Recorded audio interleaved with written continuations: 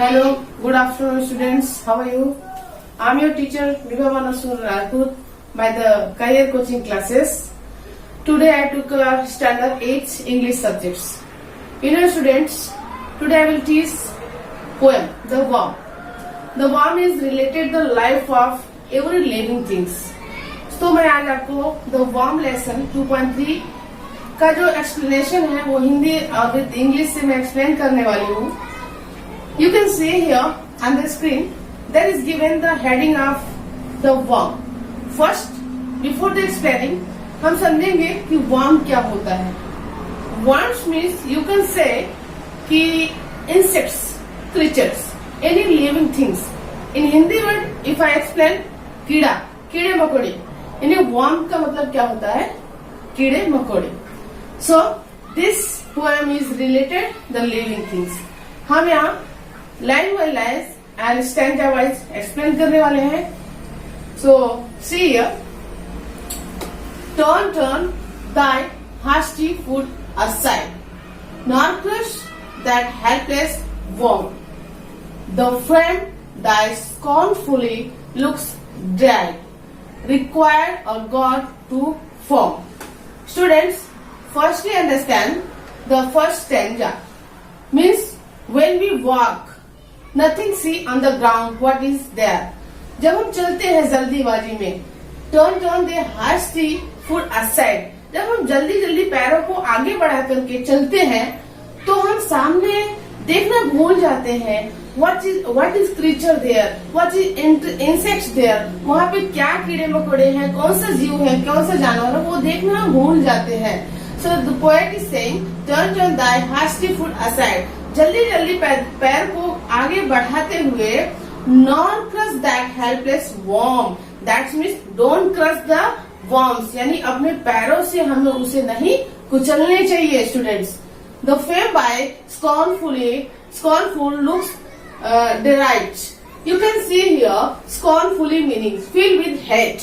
यानी any creature के through हम क्या करते हैं, वी फील अगली, क्योंकि क्रीचर देखने में अच्छे नहीं होते. कोई किसी का शेप कैसा है, किसी का फेस कैसा है, किसी का जो बनावट होता है वो डिफरेंट साइड्स होते हैं. This is creature. तो जो स्कॉर्नफुली होता है, we are filled with the hate. यानी क्रीचर से हम क्या करते हैं, नफरत करते हैं. एंड यहाँ पे डिराइट क्या मतलब क्या है, एक्सप्रेट हेटेड. यानी जो हमारे अंदर उनके लिए हेट भरा हुआ है, जो फीलिंग्स हमारे अंदर उनके लिए भरी हुई है. So we should get rid of these hateful scornful things. उन सब चीजों को हमें भूल जाना चाहिए, उनसे हमें नफरत नहीं करनी चाहिए. Required a god to form. यानी गॉड टू फॉर्म का मीन्स ये होगा students, every living things made by the God. यानी हर चीजें किसने बनाया है, गॉड. गॉड ने हमें बनाया है, गॉड ने आपको बनाया है. And also created the worm. Worm को भी गॉड ने ही बनाया है. Students, so let's go the second standard. See common lord of all that move, from whom thy being follow, a portion of his boundless love. Students, the common lord of all that move. All that moves का मतलब होगा कि everything, यानी दुनिया में जितनी भी चीजें हैं वो किसने बनाया है, that is created by the God. ईश्वर ने बनाया है उसे. तो हर चीजें ईश्वर के द्वारा बनाई गई है. From whom thy beings followed. Students, you can see here beings, thy beings means what, your life एक्सटेंसेस. यानी आपकी लाइफ को भी भगवान ने बनाया है, वर्म की लाइफ को भी गॉड ने ही बनाया है.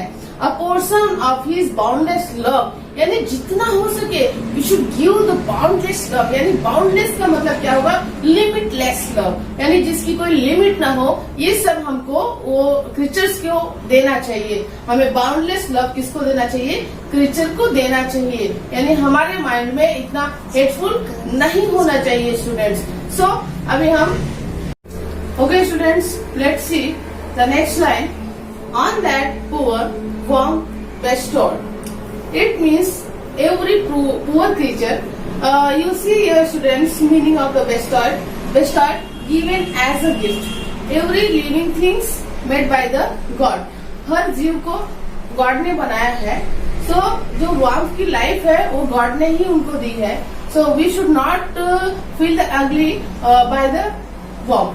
Students, see the sun, the moon, the star he made to all his creatures free, and separate over earth the grassy blade for worms as well as thee. That means before I teach कि everything is made by the creature. सारी दुनिया की जितनी भी चीजें हैं God ने बनाया है. द सन को किसने बनाया है? गॉड ने बनाया. The moon also made by the God and the stars made by the God. He made everything जो भी आपको दिख रहा है अर्थ पे, to all his creatures free. That means students कि जो भी creatures हैं उनको free life जीने के लिए God ने उनको as a bestowed, as a gift उनको दिया है कि वो कहीं भी जा सकते हैं, कहीं भी रह सकते हैं. एंड हर किसी का रहने का तरीका होता है. कोई पानी में रहता है, कोई स्काई में रहता है. सो ऐसा गॉड ने इनको बेस्टवर्ड गिफ्ट दिया है. As the separate over earth the grassy blade, यानी कुछ जो क्रीचर्स होते हैं, कुछ जो वर्म्स होते हैं, they live in the grassy bladey area. It's means वो घास फूस में रहते हैं, ग्रासी एरिया में रहते हैं, ग्रासलैंड में रहते हैं. They spread all over the earth, means वो पूरे पृथ्वी पे फैले हुए हैं.